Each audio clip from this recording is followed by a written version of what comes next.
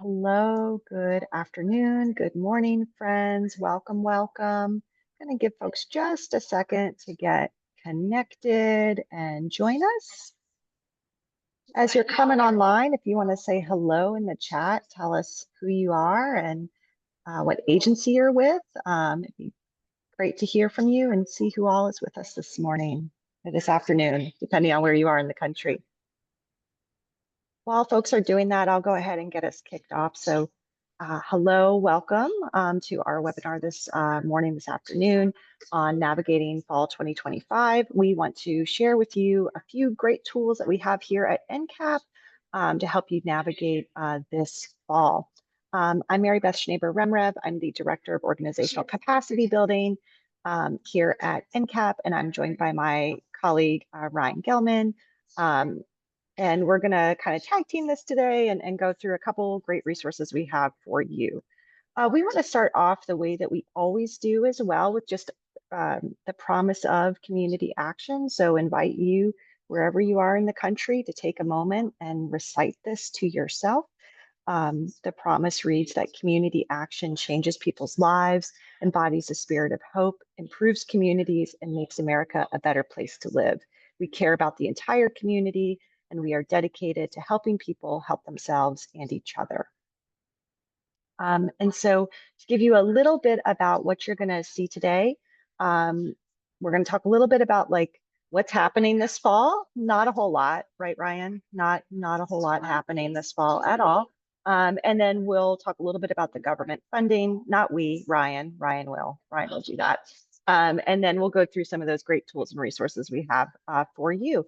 And just as we're going, if you have any questions, you can put them in the chat. You can message Ryan or I. Terry on our team is also behind the scenes if you need anything. And I think Q&A is also an option as well. So no wrong door here. Also, just flagging, we are recording and we will share out the slides after the session. So with that, Ryan, I think I'm going to turn over to you. Great. Thanks, Mary Beth. So in advance of going through some of the resources that Mary Beth's going to walk through, in part to set the stage, I just wanted to speak a little bit about government funding and the uncertainty there. So if we could go to, I feel like I don't see my controls, but if we go to the next slide. So essentially, everyone, I think, is up to speed on at least this first bullet, which is that government funding runs out September 30th. All funding bills, even short-term continuing resolutions that would extend current levels of funding through past the deadline, need 60 votes in the Senate, which means essentially it needs to be bipartisan. In March, Senate Democrats allowed a bill to go through, and the base was not happy about that. So I think they're more trepidatious now about signing on to a bill that would continue government funding.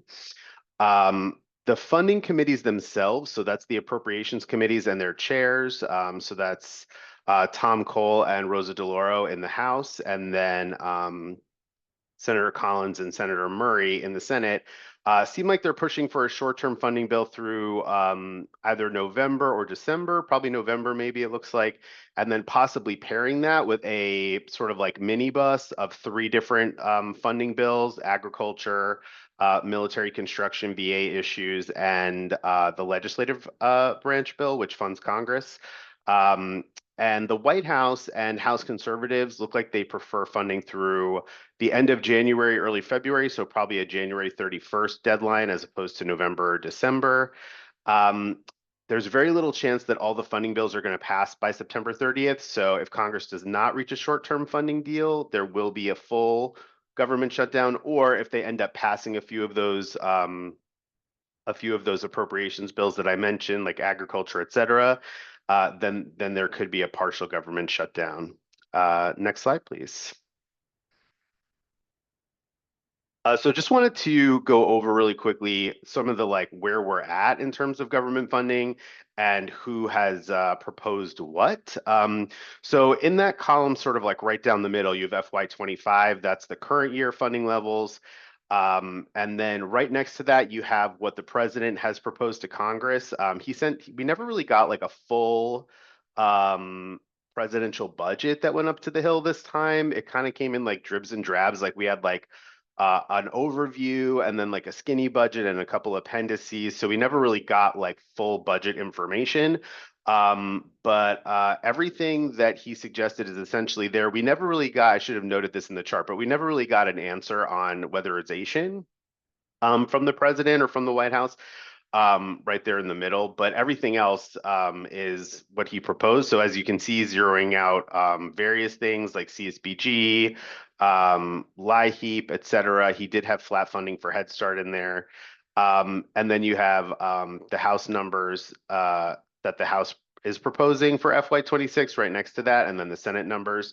A few things I wanted to mention. Yeah, thank you. So that's like the core up there at the top. That's core CSBG without the community economic development or rural. So that's like the formula grants. And this year was 770. The president suggested zeroing that out. And then the House has suggested a $5 million increase. I think honestly, that probably has a lot to do with the work of David Bradley and NCAF, in addition to the Communities in Action Together campaign that many folks participated in over the summer. So I've seen so many like op-eds, letters to the editor, events, site visits with members of Congress over the August recess. So I think all of that really played a big role in getting that increase. The Senate did flat funding for CSBG, and then they did a slight increase for Head Start. If you can click again, I just want to show for weatherization, like I said, we didn't get a presidential number or recommendation. The House had a pretty substantial cut proposal, and that was about almost 50%, I think 47%. Cut to weatherization. We are actually still waiting for a Senate number. So we don't know yet exactly what the Senate will propose for weatherization. We're still waiting for that. One of the very few things that we're still waiting on from the Senate. And one other thing that I'll mention here is that the House has passed this through the full House. Like this is not just a committee recommendation now. They passed it a couple of days ago. So this is like the official House recommendation for weatherization. The other things on this list have not passed through the entire House. And then just lastly, before I continue, I just wanted to note this sort of like totals. Like these are just all the programs that we are tracking at the national partnership over time. In FY25, that total was just under $300 billion in funding for different programs. The president's budget would have cut that by 24%. The House budget cuts it by 1%, a little over 1%. We don't have a Senate number for weatherization, as I noted, but right now the Senate looks like they're in a position to propose maybe like a 1 or 1.5% increase to the programs that we care about. Next slide, please. So we have a few different charts where we track some of these things. I only included CSBG here, but if you reach out, I'd be happy to share other ones. We have ones for Head Start or LIHEAP. But sometimes it's nice to have a visual to go with a huge spreadsheet of very large numbers. So this is just CSBG funding over time. The two red bars you see there are the supplemental funds that we got in ARA and then more recently in the CARES Act during COVID.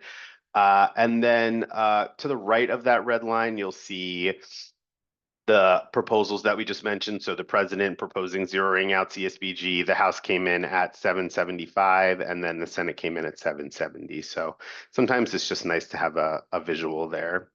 Next slide, please. And I'm going to turn it back over to Mary Beth to talk about some tools and resources. Thanks, Ryan. So realizing that there's a lot of dynamic things happening this fall, we just wanted to highlight a few of the tools and resources that we have available to kind of help you navigate this time. A lot of these are new tools and resources, and we think you'll get a lot out of them during this time. So let's walk through these.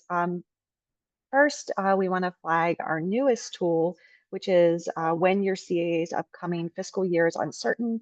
And this is really a guide for community action agency boards to help them navigate any uncertainty that they might have at the beginning of the new fiscal year. And in this context, we're talking about fiscal year in terms of that federal fiscal year, that October 1 that Ryan was referring to. And the link to this new tool is in the chat for you. And just to give you a little bit of a taste of the kinds of things you'll see in there, we really have 4 priorities for what your agency could be doing when you're operating through uncertainty. And I do want to say, even though this is put in the context of responding to an uncertain, financial landscape this fall, really these 4 principles kind of stand whenever your agency is facing uncertainty. So, preparing for action, making space to make good decisions, understanding your landscape, understanding what's changing, what's not changing, and really honing in on your finances, then doing that planning for multiple scenarios, and then also at all times be raising the profile, and the great work of community action. And we're actually going to kind of talk through all 4 of these in our time together today, or tools we have to help you with all 4 of those in this time. So one of the tools that really goes kind of hand in hand with this, we created this back in, I guess that was March or April or so. We created this board discussion guide for uncertain financial times, because boards are ultimately responsible for the financial well-being of the organization.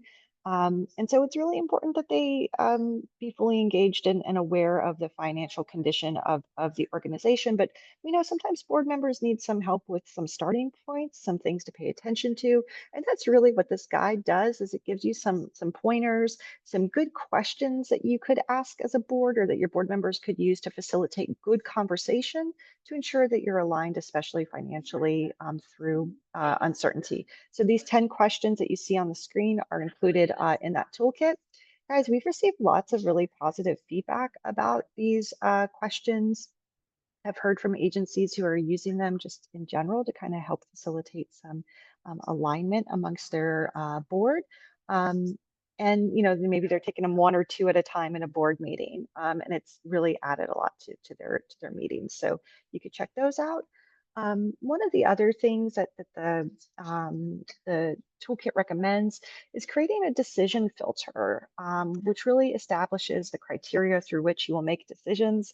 And that sounds a little like ethereal, I think, but here's the thing, is that in life, guys, we always have decision filters. Like if you've ever bought a car or bought a house, right? Like you have criteria that you use to make a decision, right?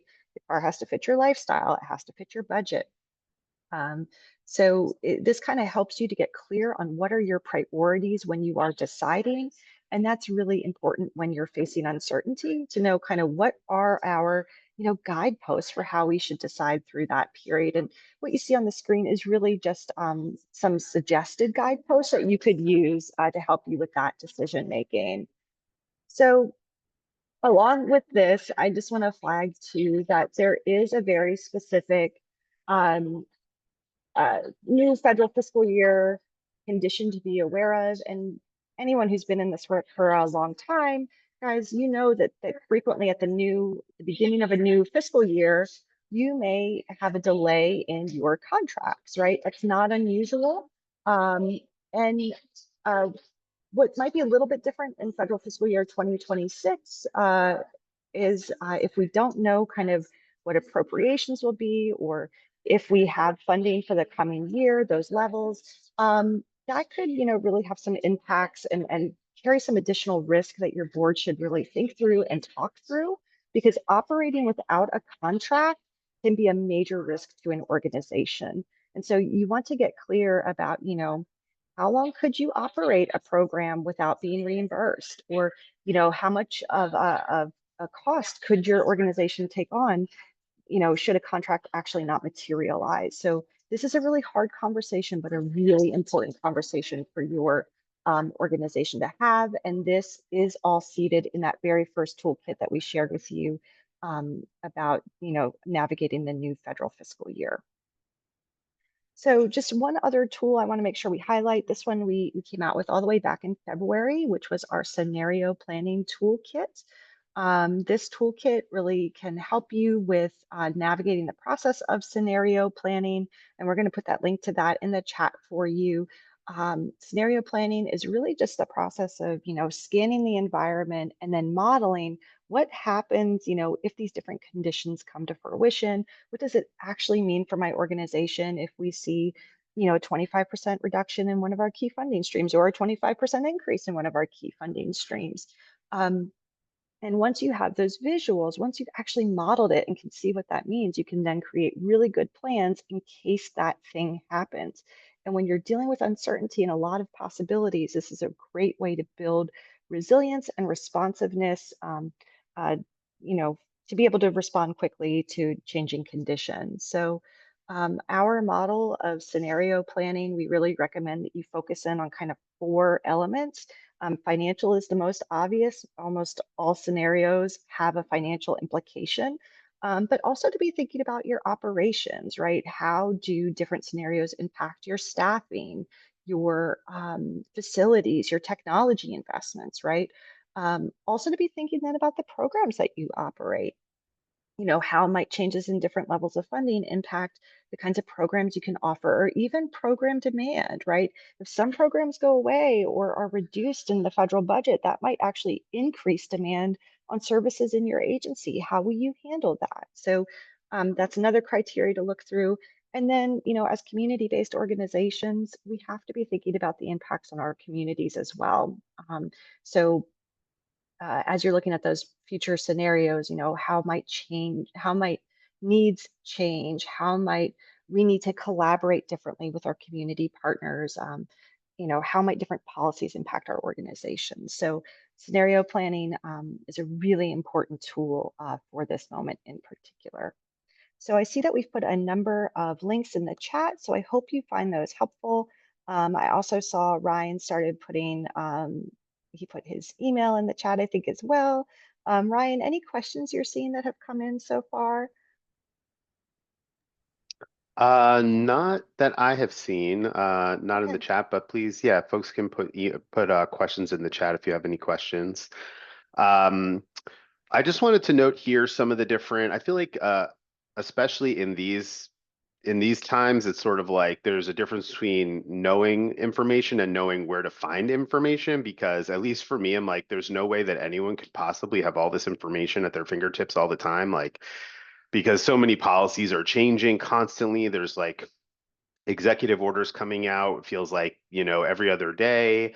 There's court cases and, court rulings that are undoing executive orders or pushing pause on various policies. So in my mind, it's way more helpful to have some of these tools at your fingertips so that you can, um, keep track of things that you need to keep track of. So these are more like, I have a couple resources on another page that are more general resources, but these are really like 2025 policy trackers. So we have a couple things from Cap Law here.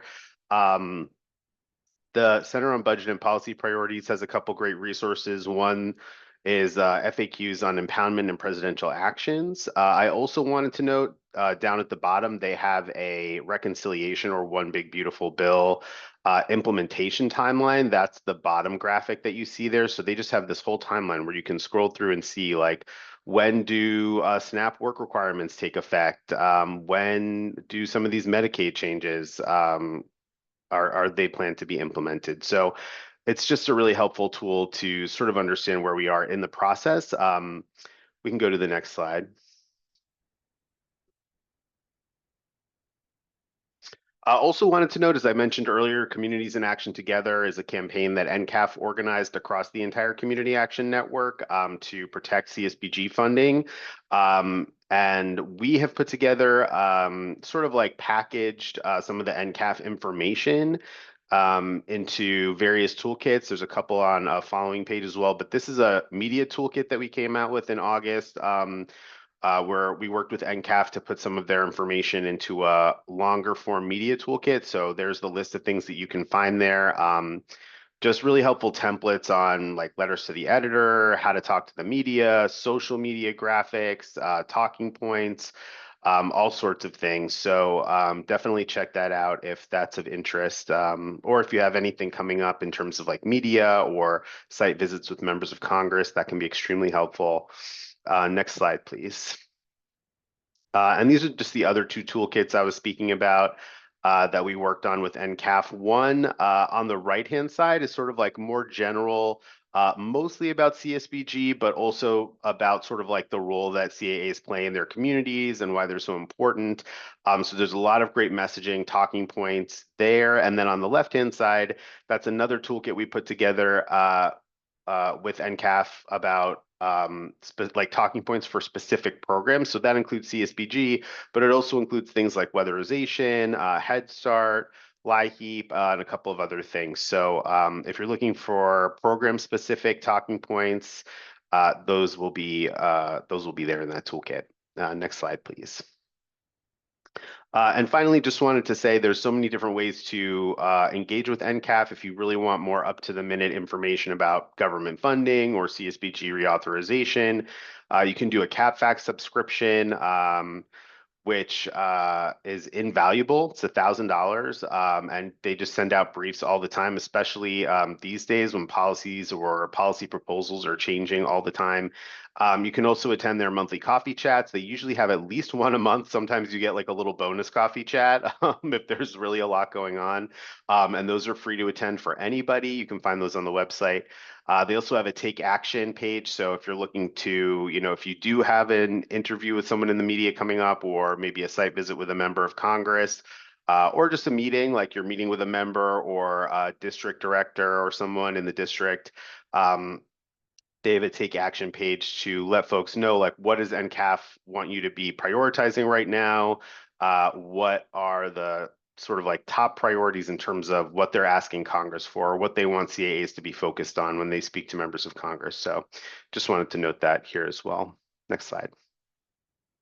And these are just general policy resources. I think folks are familiar with some of these, but one thing I wanted to note is the Congressional Research Service is absolutely invaluable in terms of like they are literally the researchers for Congress. So if you have questions about anything, like any specific item, like workforce innovation programs or funding for HUD 5 years ago, whatever it is, you can find it in CRS. So just wanted to note that. And then there's some other things here, but I just wanted to say also that at the bottom there, Roll Call and The Hill are two news outlets that I often go to that are, at least in my opinion, like pretty nonpartisan, like, and in this town in DC, that's difficult. So they really both present information. I think more policy heavy than maybe national news outlets. So if you're really looking for, okay, but what are the policy implications of this EO, or what's happening behind the scenes policy wise that could affect how my organization is running, sometimes they'll have more detailed information than other news outlets from a policy perspective. So I just wanted to put those there for resources as well. Next slide. I'm going to pick up here. And just to answer the question in the chat, yes, we are going to be sharing all of the links. You all are going to get the PowerPoint, and all of the links will be working in there. So you're going to have all of this with you very shortly. If you have other questions, guys, now is a great time to put them in the chat. We structured this to be pretty short and just a highlight of what we and to be responsive to your needs. So please put questions, comments, reflections in the chat. One of the things that we're going to be doing this fall is giving you and your entire teams at your community action agencies an opportunity to pause and center in the community action promise and what the community action promise means locally in your agencies around the country. So we're going to be doing these really short, high energy, what we're calling promise power ups. As I said, everyone in your team is welcome to join us. Y'all can join from a conference room. Join the time, register for the webinar there, and I think the link is in the chat for you as well. And just come ready to share like the good work that you're doing and how you're living the promise of community action. It's going to be a really fun way to stay engaged. And as I said, we're going to do those monthly throughout the fall. So you'll see those links coming out very soon. Also, we are going to be continuing our ED and CEO roundtables. This is something that we started a few months ago to give our executive leaders some space and some time just to kind of connect with one another and talk through those things that you're facing. So we're going to have two roundtables this September, so this month. How is it September? But our first roundtable will focus on rural CAAs, and then our second roundtable is really for any CAA executive leader. So you can register for those via member suite. So we do just ask that only executive directors or CEOs register. Okay. So with that, as we're kind of wrapping up here, just want to remind folks that we are here to support you. All of us here at NCAP are here to support you, and we offer really a range of assistance to kind of help you navigate um, whatever it is that you're facing at your local level. So we are available to join your virtual board or committee meetings. Ryan and I are both doing that, I think, in the next 2 weeks with several boards, right? We love talking to local boards about kind of what's going on or those things you might need to focus on. We're also available to provide in-person technical assistance, facilitate meetings, facilitate retreats. We can do all of that. Please reach out to us. And as always, if you need help finding the right tool, the right resource, even just someone who has done something really well, all of us are here to help you connect to one another.